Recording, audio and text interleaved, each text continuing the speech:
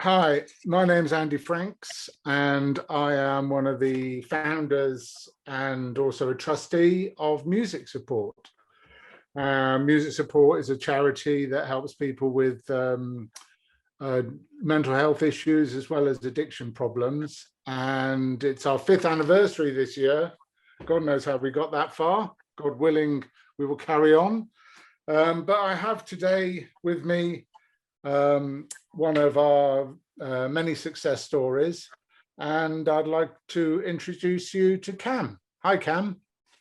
Hey, how's it going? My name's Cam, and I got in touch with Music Support just over 4 years ago with regards to drinking problems and touring related stuff. I'm a touring guitar and drum tech, and I guess we're just going to talk a bit about that. Yeah, that's great. Thanks, Cam. Nice to see you again. So how did you first find out about and start using Music Support? First found out about it, I didn't know at the time, but presumably pretty shortly after you had launched, I guess.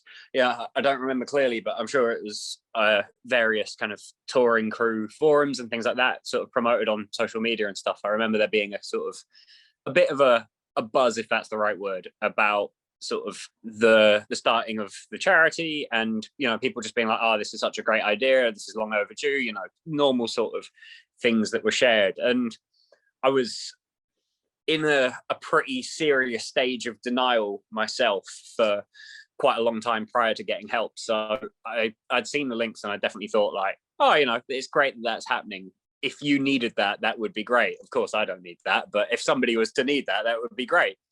And then, fast forward however long it was to the 28th of Feb 2017, and I changed my mind a little bit and got a small dose of humility. And I reached out after a pretty bad night, and I sent them an email. I managed to lose my phone, and as along with everything else, and so I reached out by email asking for help, basically, and was contacted pretty quickly thereafter by Mark, I think, who's one of the other trustees. Right, yeah. And after a very short period of back and forth, I was put in touch with you, and it went from there. It certainly did, yeah. And one of my heroes, I have to say, who was came to the program, and I think it's fair to say we're in dire need of just some help, really, looking for, you were kind of lost, weren't you, in where you were, what you were doing, around the people that you were hanging out with, and I think you just needed a helping hand, but also I think somebody that cut through the bullshit and could get straight to what the problems were and what we needed to do. So we went to a meeting, didn't we? We certainly did, yeah. It was interesting. I sort of, in the run up to the 28th of Feb 2017, I had been fired from a job. It wasn't explicitly because of drink and drug use. It was a whole sort of collection of being incapable at my job. But in hindsight, I can see that a large part of that was related to me not being able to deal with the pressure and the responsibility, and drinking and using drugs pretty heavily in order to cope with that. If there was a good show, have a celebration. If there was a bad show, numb the pain a little bit, that sort of deal. And then I got fired, I think it was like November 2016. So then the 3 months that followed were just a kind of descent into oblivion, where I spent all of my tax savings and just sort of tried desperately and, quite futilely to run away from my problems whilst just compounding them. And so, I was in a very bad way. I'd overdosed once by that point and had attempted to get myself killed the night before I reached out to you. And that had failed, and I woke up with all the signs of somebody who had failed to get themselves killed. But I still was not sure what was going on. I was wildly insecure. I knew I couldn't carry on. I knew I couldn't keep drinking anymore. I kind of convinced myself that maybe it wasn't really the drinking, and that I had mental health problems, and that I was just kind of drinking to fix them. And so I was like, okay, if I could get the drink thing sorted, then maybe it would give me some headspace to kind of work on the real problem, as I thought maybe that was the case, And yeah, I don't think we've ever spoken about this, but at the kind of the point of chaos that I was at the time, I was certainly like, oh yeah, big shot tour manager is going to take me to a meeting. Maybe I'll make a good impression and then something will work out for me, which is hilarious now. But we met up in London and you took me to my first meeting, and I was really, really certain that it wasn't what I needed to do, but maybe I get some good advice. And as well, I'm sure you remember, I think it was probably about 20 minutes in, and I was just breaking down in tears, like shaking. Everything that everybody was saying was just relating to me. And it scared the fuck out of me, frankly. I was just like, oh no, I didn't want this. I was really expecting this to just be like, there you go, I did it, I made an effort, move on. And, I'm not going to say that I fell in love with the program of recovery or that I got it straight away, but the denial was stripped away from me immediately. There was no, there's a sort of a saying that, no matter whether or not you get sober, it will ruin drinking, because you have that sort of thought in the back of my head being like, oh yeah, I did really relate to those people who claim to be alcoholics. And I think that was the case for me. We went to that meeting and I sort of took it from there, went to a second meeting, got a sponsor, and slowly, begrudgingly, full of fear and insecurity, but sort of just about willing to do it, started working the program. And, one day at a time, as they say. I'm sort of just over 4 years sober now. Wow. And, eventually got another job pretty remarkably quickly, which was probably a bad idea in hindsight, but there we go. Managed to stay sober for it all, managed to stay on tour, stay sober, get significantly better at my job as a result of, doing it with a clear head and not turning up on drugs or drunk. So that always helps. But yeah, I think that was the beginning part of that story. Obviously it gets much better from there on out, because it's all just sort of a steady progression in the right direction. Well, I think you, when we first met, although, you're a very personable young lad at the time that we met, you were obviously in need of some help, and I'm sure a lot of people would probably think, oh, well, yeah, but it might have been easy for him. But I mean, you weren't really, you showed willing by coming to meet up with me, but you weren't necessarily sort of, this is going to sort of sort me out or anything like that before we walked in, were you? And I didn't really know if this would be the great thing. It's just because we've been chatting about it, I just said, well, let's go along and I'll come with you and sort of not hold your hand, but at least you're with someone that's on your side. If we don't like it, we can leave, it's no big deal. But the way it affected you. Yeah, I had realistically zero confidence. I just kind of I think my main thought was if you being music support rather than you personally, but both, I guess, but if you're offering me a helping hand, and I had, the night of my rock bottom, I had terrifyingly to myself conceded, I was like, I can't die, frankly. I tried to kill myself a couple of times, I'd overdosed a couple of times, and I tried to get myself killed, and all of these things were not working, not for want of trying. And I was absolutely terrified, because I was like, I can't, it's such a cliche, but I was like, I can't keep living this way. I can't keep just destroying everything good in my life through drink in order to run away from everything bad in my life. But I'm truly terrified of the prospect of stopping.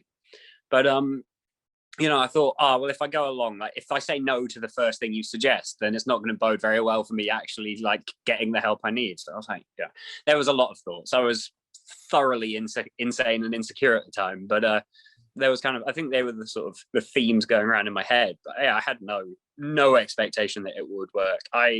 It was the last thing on earth I'd want to work as well, because my poor ego being like, oh yeah, I go 12-step meetings and I hang out in a church basement on weekends. But it's the best thing I've ever done. It's absolutely incredible. It's nothing like you would expect and everything like you would expect all at the same time. But it's completely changed my life. So I can't complain about it. And I mean, what would you say to other people that were, maybe not in the same sort of despair that you were, but if people are sort of looking or thinking or think that they've got a problem, what would you recommend to people to about music support? Do you think it's a sort of thing that is going to help people, or is it just going to be, we're not really banging the tambourines and with our bonnets on, are we? But no, I think I think it's great, you know, you talk about like signposting and stuff and getting people to the right places that they need to go, because that can be such an overwhelming prospect of getting help that like in so many ways everything is so underfunded and unavailable. But at the same time, you know, if you're in a situation like me where you're kind of going, oh, maybe I am, maybe I'm not, maybe it's drink, maybe it's drugs, maybe it's just mental health, maybe it's anxiety, whatever it is, and there's like you're paralyzed both by options and by insecurity and kind of poor health mentally. And I think having somebody who can just be like, come on, we're going to try this, or like, what do you think about trying this, or whatever, can be really helpful. And like, of course, at this point on, I've helped people within 12-step programs, but also like I've had friends and people that I've known from around about in life reach out to me and sort of, you know, dip a toe or kind of query what I'm doing and whether it works and whether they think that, or whether I think they should try it or whatever. And like, I try to avoid being an evangelist for 12 steps. Like, it has changed my life. There's no two ways about that, but it makes it hard for me to be unbiased, you know? And I don't believe that there's only one solution to any problem. I think there are like lots of solutions, and that finding the right solution for the person who's suffering is the most important thing.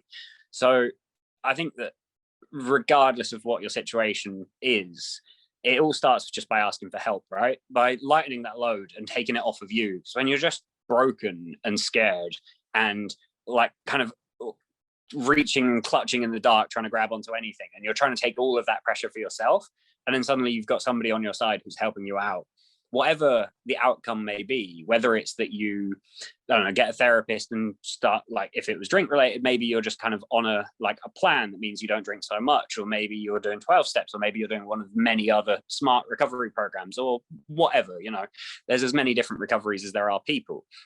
And the same with mental health. Like maybe it's, you know, one type of therapy, maybe it's another, maybe it's just kind of working on the way that your like life is or whatever.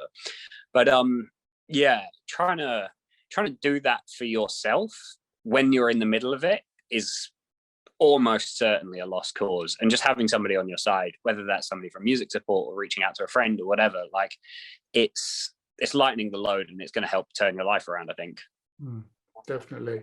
And well, that's great. I mean, it's great chatting to you. It's always lovely to see you. You know, like I always tell you, you are my hero for the way you've sorted yourself out and the way you've come back, and you're such a great ambassador for music support. But what would you, if you're looking forward, you know, I mean, 5 years is incredible that we've got this far, but moving forward, what would you like to see music support maybe doing in the next 5 years, or yourself over those next years to move things along? That's an interesting question. I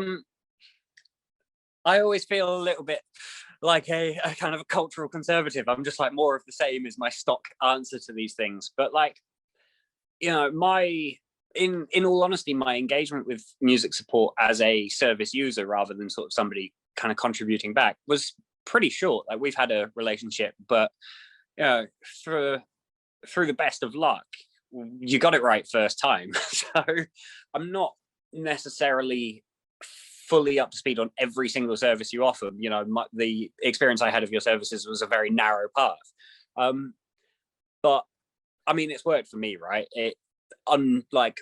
There is no doubt about that. And so I think that being able to expand that, there are always people struggling. And I think expanding awareness is a big part of it. Like, people can go, oh yeah, well that's fine, but I'm not an alcoholic or an addict. Or if they are, they'll go, oh well, I'm not having mental health problems, this is addiction. And it's like, you know, if you're pigeonholed in a person's mind as like one thing, rather than being able to kind of make it clear that you offer a wide range of services for all different types of things, from like, you know, financial insecurity and sort of the strain that touring puts on families, all the way through to like drug and alcohol addiction and things like that, like, then suddenly you're casting a much wider net, and more people are going to be able to come and use your services and services like them. And I think that's the end goal, right? Is it's getting people the help they need, whatever that looks like. And so yeah, it's a boring answer to say more of the same, but more of the same, really. No, we all know it's one of those things. Once you're in the program and you've seen the fact that living life in a sober way is a lot better than it was before. It is more of the same, but let's continue with that. I'd much rather continue with this sobriety than I would with more of the same of the other stuff. Absolutely, yeah. There's not a lot of competition there. Like, I may have convinced myself once upon a time that I was sacrificing a lot by getting sober, but I have sacrificed close to nothing for it. Just a whole lot of misery. Oh, well, that's brilliant. Well, look, it's great to chat to you as always. It's always good to see you, and maybe when the lockdown is well and truly over, we can have a cup of tea or maybe taking a meeting together again. It'd be great to see you and have a bit of lunch. Yeah, for sure. That'd be great. It'd be nice. Make a trip to High Street. Yes, definitely. Well, thanks again, Cam. Thanks for all your support. Thanks for what you do for music support and giving back. And I wish you good luck on your road to sobriety. And we will speak again. Thank you very much. It was great to do it. And yeah, nice to see you as always, mate. Cheers.